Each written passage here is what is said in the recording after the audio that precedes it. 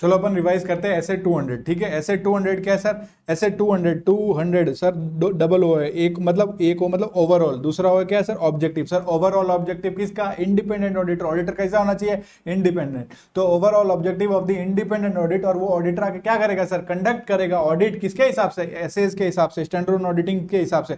तो overall objective of the independent of audit and conduct of audit in accordance with SS, ठीक है sir. Overall objective of auditor क्या होता है sir? Reasonable assurance होता है, कि वो ऑब्टेन करेगा reasonable assurance. Sir reasonable assurance किस चीज में? कि जो फाइनेंशियल स्टेटमेंट बना है वो free from material miss statement है, वो financial statement free from material miss statement है। सर मटेरियल मिस स्टेटमेंट का मतलब क्या होता है सर? वो इंफॉर्मेशन क्या है, अगर आपके फाइनेंशियल स्टेटमेंट में अगर इनकरेक्ट इंफॉर्मेशन है, क्या है? इनकरेक्ट इंफॉर्मेशन है, इनकरेक्ट इंफॉर्मेशन है, कुछ फॉल्स स्टेटमेंट है, ठीक है। तो अगर ये सब चीजें आपके फाइनेंशियल स्टेटमेंट में है तो आपका फाइनेंशियल स्टेटमेंट में मटेरियल मिस स्टेटमेंट है। तो आपको ऑब्टेन करना है, ऑडिटर को ऑब्टेन करना है रीजनेबल एश्योरेंस में कि that financial statement as whole are free from material statement. वो मटेरियल स्टेटमेंट चाहे एरर से हो चाहे फ्रॉड से हो। Thereby enabling the auditor to express an opinion. Auditor का काम क्या है? एक्सप्रेस करना ओपिनियन। अगर वो रीजनेबल एश्योरेंस ऑब्टेन कर लेता है after collecting sufficient appropriate audit evidence, वो एक्सप्रेस कर देगा ओपिनियन कि ये फाइनेंशियल स्टेटमेंट जो बने हैं इन ऑल मटेरियल रेस्पेक्ट्स किसके हिसाब से बने? In accordance with applicable financial reporting framework के हिसाब से बने। फाइनेंशियल रिपोर्टिंग फ्रेमवर्क जो अप्लाई हुआ एज पर एक अकाउंटिंग स्टैंडर्ड बना है तो एज पर अकाउंटिंग स्टैंडर्ड बना है, एज पर इंड एस बना है तो as per Indian accounting standard बना है, ठीक है। तो सर रीजनेबल एश्योरेंस क्या है? Reasonable assurance sir high level of assurance है, but absolute level of assurance नहीं है, मतलब 100% एश्योरेंस नहीं है। क्यों नहीं होता 100% एब्सोल्यूट लेवल ऑफ एश्योरेंस? क्योंकि ऑडिट में भी कुछ इनहेरेंट लिमिटेशंस होती है जो हम लोग आगे पढ़ेंगे।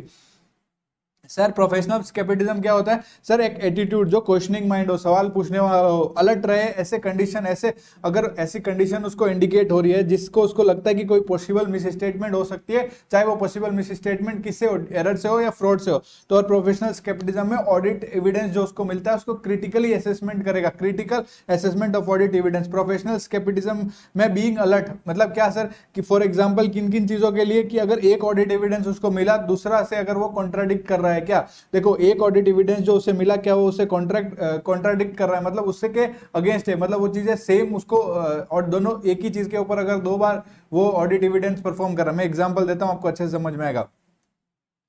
एग्जाम्पल क्या था सर? उसने एक लेजर में जो डेटर्स का बैलेंस था वो क्या देखा सर? 1 लाख देखा। उसको अगर बैलेंस जो मिला, बैलेंस कंफर्मेशन करके जो बैलेंस उसको पता चला वो था 50,000। तो आपको लगता नहीं 50,000 का गायब हुआ है, 50,000 फ्रॉड हुआ है, ये 50,000 आपको क्या हुआ है सर? फ्रॉड हुआ है। तो अगर आप देखो तो ये एक ऑडिट एविडेंस जो उसको कहां से मिला सर? बुक्स से मिला। एक जो उसने को बैलेंस कंफर्मेशन से मिला तो उसको क्या हो रहा है? कॉन्ट्राडिक्ट कर रहा है, सेम नहीं है। तो ऐसी चीजों पे उसको क्या रहना है? अलर्ट रहना है। अब अगर उसको बुक्स में अगर जो एविडेंस मिला है वो अगर अब गलत मिल गया एक तरह से, तो ऐसी इंफॉर्मेशन अब उसको क्या होगा?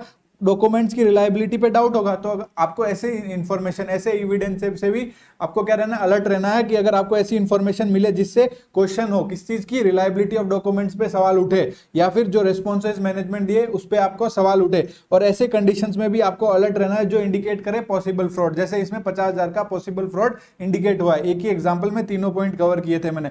मेंटेन अगर करोगे आप प्रोफेशनल स्केपिटिज्म तो क्या होगा? अनयूजुअल जो सर्कमस्टेंसेस है, जैसा कि ये एग्जाम्पल में भी देखा कि ये अनयूजुअल सर्कमस्टेंसेस था, तो इसका ओवरलुकिंग नहीं होगा, ये हमारी नजर से बचेगा नहीं। ओवर जनरलाइजिंग नहीं करना है जब आप ड्राइंग करोगे कंक्लूजन फ्रॉम ऑडिट ऑब्जर्वेशन। अगर आप प्रोफेशनल स्केपिटिज्म मेंटेन करते हो तो आप जनरलाइज नहीं करोगे। क्या जनरलाइज नहीं करोगे? अगर जो कंक्लूजन आप ऑडिट ऑब्जर्वेशन से ड्रॉ करोगे वो उसका ओवर जनरलाइजिंग नहीं होगा। इनअप्रोप्रिएट एजम्पशंस का रिस्क भी रिड्यूस हो जाएगा। तो ये तीनों चीज का रिस्क रिड्यूस हो सकता है अगर आप मेंटेन करो प्रोफेशनल स्केपिटिज्म।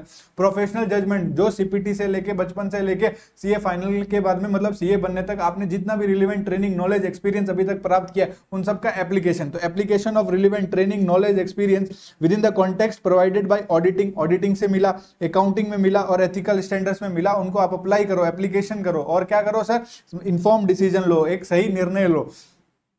सर अपने सफिशिएंट अप्रोप्रिएट ऑडिट एविडेंस पढ़ने से पहले पढ़ेंगे ऑडिट रिस्क। ऑडिट रिस्क क्या हो गया? आप एक्सप्रेस कर रहे हो इन अप्रोप्रिएट ऑडिट ओपिनियन। क्या एक्सप्रेस कर रहे हो? In appropriate audit opinion. ऐसे 700 में क्या है sir? Forming an opinion and reporting on financial statement. 705 में क्या था? Modification of opinion. अब आप ऑडिट रिस्क क्या हो गया? आप गलत ऑडिट ओपिनियन एक्सप्रेस कर दोगे, उस चीज का रिस्क जब फाइनेंशियली मटेरियल मिस स्टेटमेंट है। फाइनेंशियल स्टेटमेंट क्या है, हमारे मटेरियल मिस स्टेटमेंट है, उसमें इनकरेक्ट इन्फॉर्मेशन, फॉल्स इन्फॉर्मेशन है, हमारे फाइनेंशियल स्टेटमेंट है, वो दिखाने की वजह हम क्या इनअप्रोप्रिएट ऑडिट एविडेंस इशू कर रहे हैं। और ऐसा रिस्क को क्या बोलेंगे कि अगर आप गलत ओपिनियन दे रहे हो तो वो ऑडिट रिस्क है। ऑडिट रिस्क में क्या होता है sir, risk of material misstatement, रोम, risk of material misstatement into detection risk. Risk of material misstatement क्या होगा, मटेरियल मिस स्टेटमेंट है आपके फाइनेंशियल स्टेटमेंट में, उसका रिस्क और डिटेक्शन रिस्क। और डिटेक्शन रिस्क मतलब वो चीज डिटेक्ट नहीं हुई। तो risk of material miss statement को अगर फर्दर देखें तो इनहेरेंट रिस्क और कंट्रोल रिस्क। इनहेरेंट रिस्क मतलब वो उसमें रहेगा, रिस्क में वो कमी उसमें पहले से है। फॉर एग्जांपल जो अगर आप फाइनेंशियल स्टेटमेंट की ऑडिट कर रहे हो तो एस्टिमेट्स भी आप देखते हो, एस्टिमेट्स में अगर देखते हो तो वो मैनेजमेंट के जजमेंट इन्वॉल्व होता है,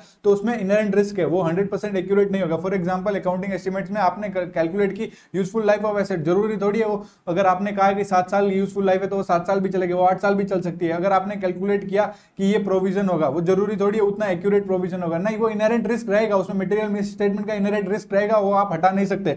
कंट्रोल रिस्क मतलब आपके एंटिटी का जो इंटरनल कंट्रोल है वो मटेरियल मिस स्टेटमेंट को ना ही प्रिवेंट कर पाएगा, ना ही डिटेक्ट कर पाएगा, ना ही कंट्रोल कर पाएगा, ना पीडीसी नहीं कर पाएगा, प्रिवेंट डिटेक्ट कंट्रोल नहीं कर पाएगा। ये हो गया अपना risk of material miss statement. Sir inherent limitation of audit बताइए। सर इनहेरेंट लिमिटेशन अगर फाइनेंशियल से स्टार्ट करते हैं तो nature of financial reporting, financial reporting कैसे करेंगे, ऑडिट प्रोसीजर्स परफॉर्म करेंगे, तो nature of audit procedures, client क्या देखता है, टाइमलीनेस की, जल्दी उसको रिपोर्ट आए, टाइमलीनेस ऑफ फाइनेंशियल रिपोर्टिंग, और balance between benefit and cost, मतलब कम कॉस्ट में ज्यादा बेनिफिट मिल जाए। ठीक है सर, अदर मैटर जो अफेक्ट करेंगे लिमिटेशन ऑफ ऑडिट को। ठीक है सर, ये चार अपन क्या करेंगे सर, ये चारों अपनी लिमिटेशन है ऑफ और ऑडिट। ठीक है, आओ एक एक करके इसको देखते हैं। नेचर ऑफ फाइनेंशियल रिपोर्टिंग में क्या है sir, nature of financial reporting में ये है कि अगर आप फाइनेंशियल स्टेटमेंट बना रहे हो, जो फाइनेंशियल स्टेटमेंट में मैनेजमेंट के जजमेंट इन्वॉल्व होते हैं, जैसे कि मैंने एग्जांपल दिया अकाउंटिंग एस्टिमेट्स, तो अगर आप उन चीजों की ऑडिट कर रहे हो जिसमें मैनेजमेंट के जजमेंट है, जिसमें क्या है मैनेजमेंट के ने अकाउंटिंग एस्टिमेट्स किए हैं, फॉर एग्जांपल मैनेजमेंट ने कैलकुलेट किया यूजफुल लाइफ ऑफ एसेट, तो जो हमारा फाइनेंशियल स्टेटमेंट बना है उसमें ही जजमेंट है और उसी की अगर ऑडिट कर रहे हैं, तो ऐसा हमारा नेचर ऑफ फाइनेंशियल रिपोर्टिंग है। तो इसमें क्या होगा, इसमें इनहेरेंट लिमिटेशन होगी सर, ये चीज तो इसमें कमी तो रहेगी, इसमें इनहेरेंट रिस्क भी तो रहेगा ही, वो नहीं हटा सकते। अकाउंटिंग एस्टिमेट्स आपके 100% एक्यूरेट थोड़ी हो सकते हैं, और जो चीज 100% एक्यूरेट नहीं है उसका हम लोग 100% ऑडिट कैसे कर सकते हैं, 100% एश्योरेंस कैसे दे सकते हैं, तो वो नहीं देंगे, तो हम लोग वहां पे रीजनेबल एश्योरेंस ही दे पाते हैं। नेचर ऑफ ऑडिट प्रोसीजर्स क्या होते हैं sir, nature of audit procedures मतलब जो ऑडिट प्रोसीजर्स अपन लगाते हैं। एक बात बताओ, ऑडिट कोई इन्वेस्टिगेशन है क्या रॉन्ग डूइंग के खिलाफ? नहीं सर, ऑडिट कोई ऑफिशियल इन्वेस्टिगेशन नहीं है इनटू एलिज रॉन्ग डूइंग। वो क्या है सर, उसमें हम लोग क्या करते हैं सर, उसमें हम लोग जो ऑडिट प्रोसीजर्स जो है जो हम लोग यूज करते हैं to gather the audit evidence, जो ऑडिट एविडेंस कलेक्ट करने के लिए जो ऑडिट प्रोसीजर्स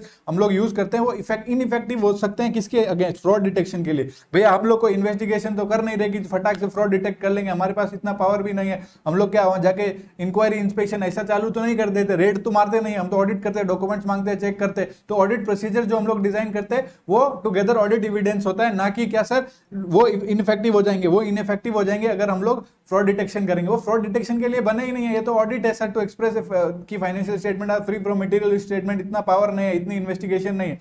तो पहला वाला पॉइंट देखो सर, पहला वाला पॉइंट, एक सेकंड सॉरी, पहला वाला पॉइंट क्या है sir, nature of audit procedures में management and others do not provide complete information intentionally या अनइंटेंशनली, वो पूरी इंफॉर्मेशन ही नहीं देते और तुम चाहते हो कि हम 100% हाई लेवल ऑफ एश्योरेंस देते, वो भी पॉसिबल नहीं है। तो मैनेजमेंट और others do not provide complete information and intentionally, चाहे जानबूझ के या फिर अनइंटेंशनली। सर अब क्या है sir, nature of audit procedures में फिर से देखो, ऑडिट कोई ऑफिशियल इन्वेस्टिगेशन तो है नहीं सर, तो ऑफिशियल इन्वेस्टिगेशन नहीं, जो ऑडिट प्रोसीजर्स हम लोग डिजाइन करते हैं वो इनइफेक्टिव हो सकते हैं फ्रॉड डिटेक्शन के लिए, और जो मैनेजमेंट और अदर्स जो इन्फॉर्मेशन देते हैं सर वो कंप्लीट इंफॉर्मेशन तो देते नहीं है sir. Timeliness of financial reporting मतलब ये कितने कम टाइम में हमें ये रिपोर्ट इशू करेगा। User expect that auditor will form an opinion on the financial statement within a reasonable period और balance between benefit and cost. Client क्या सोचता है, कम मतलब कम कॉस्ट लगे और उसको जल्दी से उसको ज्यादा बेनिफिट मिले, वो तो होगा नहीं। तो user expectation that auditor will form opinion on the financial statement within a reasonable period eight reasonable cost, उसको चाहिए रीजनेबल पीरियड में एट अ रीजनेबल कॉस्ट उसको रिपोर्ट चाहिए। तो हम लोग भी रीजनेबल पीरियड अगर हमें दे रहे हो ऑडिट करने के लिए, रीजनेबल कॉस्ट हमें दे रहे हो, तो हम भी आपको रीजनेबल एश्योरेंस ही देंगे ना, कितना सिंपल है सर। अदर मैटर्स जो अफेक्ट करते हैं लिमिटेशन ऑफ ऑडिट में, अदर मैटर्स में अपन ने एक वर्ड पढ़ा कि सर्टेन एसेशन और कुछ सब्जेक्ट मैटर है जो अफेक्ट करते हैं आपके लिमिटेशंस ऑफ ऑडिट को। सर एसेशन का मतलब क्या बताया, जो डिक्लेरेशन देता है मैनेजमेंट, जो क्लेम करता है मैनेजमेंट कि ये इंफॉर्मेशन जो वो दे रहा है वो करेक्ट है, वो एक्यूरेट है। तो ऐसे एसेशन और सब्जेक्ट मैटर क्या इंक्लूड होते हैं सर, ऐसे 560 570 सॉरी ऐसे 550 और 570 ऐसे याद रखना, ऐसे 240 ऐसे 250 ऐसे 570 और ऐसे 550, ठीक है। ऐसे 550 और ऐसे 570 570 गोइंग कंसर्न, फ्यूचर इवेंट्स और कंडीशन जो इंडिकेट करते हैं may cause an entity to cease as a going concern, वो गोइंग कंसर्न ही खत्म कर देगा, तो ये भी अफेक्ट करेगा। अदर ये भी ऐसा असर्शन और सब्जेक्ट मैटर है जो अफेक्ट करेगा आपके लिमिटेशंस ऑफ ऑडिट को। 550 मतलब 550, 5 और 5 एक दूसरे से रिलेटेड है। 570 गोइंग कंसर्न भूलना ही नहीं चाहिए, वैसे 570 गोइंग कंसर्न के लिए होता है। और अगर ऐसे भी याद नहीं रहे तो देखो 7 जन्म है, 7 जन्म के बाद अगर खत्म होते तो गोइंग कंसर्न खत्म हो जाता है, गोइंग कंसर्न का जो साइकिल है खत्म हो जाता है। 550 मतलब दोनों 5 रिलेटेड है sir. 250 consideration of laws and regulation, 244 fraud है सर। सर देखो फ्रॉड अगर हुआ है और स्पेशली तब जब उसमें सीनियर मैनेजमेंट और कॉल्यूजन मतलब मिली भगत हुई है, मतलब साथ में लोगों ने मिलकर फ्रॉड किया। एग्जिस्टेंस है रिलेटेड पार्टी और रिलेशनशिप और रिलेटेड पार्टी ट्रांजेक्शन, इसका एग्जांपल मैंने आपको क्लास में भी दिया था कि वो लोग पैसे बाहर निकाल रहे हैं क्योंकि वो रिलेटेड पार्टी के साथ ट्रांजेक्शन इसीलिए कर रहे हैं। तो एग्जिस्टेंस है और कंप्लीटनेस है related party relationship and transaction का, उसके बाद में रिलेटेड पार्टी ट्रांजेक्शन का। और ऑकरेंस हुआ है non compliance with laws and regulation, मतलब आपने कंप्लाई नहीं किया। तो आप इसको कैसे याद रखोगे? 240, 250, 560, 550, 570, ठीक है sir. Complying with relevant requirement, देखो ऑडिटर को कंप्लाई करना पड़ा है हर एक रिक्वायरमेंट में जो ऐसे में दिए, अनलेस मतलब नहीं करना पड़ेगा अगर वो इंटायर ऐसे ही रिलेवेंट नहीं। ऐसे 800 अगर हम लोग ऑडिट कर रहे हैं जनरल पर्पस फाइनेंशियल स्टेटमेंट की और ऐसे 800 कहता है कि सर अगर ऑडिट कर रहे हैं स्पेशल पर्पस फ्रेमवर्क के हिसाब से बने हुए फाइनेंशियल स्टेटमेंट की, तो वो क्या हमारे जनरल पर्पस वाले पे अप्लाई होगा? नहीं होगा सर। तो ऐसे 800 हम पे अप्लाई नहीं होगा अगर वो रिक्वायरमेंट ही रिलीवेंट नहीं है। वो रिक्वायरमेंट रिलीवेंट नहीं है, हमें बोला ये रिक्वायरमेंट फॉलो करो, पर वो फॉलो तब करें ना जब वो कंडीशन एग्जिस्ट करे, वो कंडीशनल है, वो रिक्वायरमेंट कंडीशनल है। बोला कि ये रिक्वायरमेंट कंडीशनल और वो कंडीशन एग्जिस्ट ही नहीं करती तो वो रिक्वायरमेंट हम फॉलो कहां से करें? सर जो रिक्वायरमेंट दी है उससे हम लोग डिपार्ट कर सकते हैं क्या? हाँ सर, हम उससे थोड़ा डिपार्चर करना अलाउड है, थोड़ा अलग कर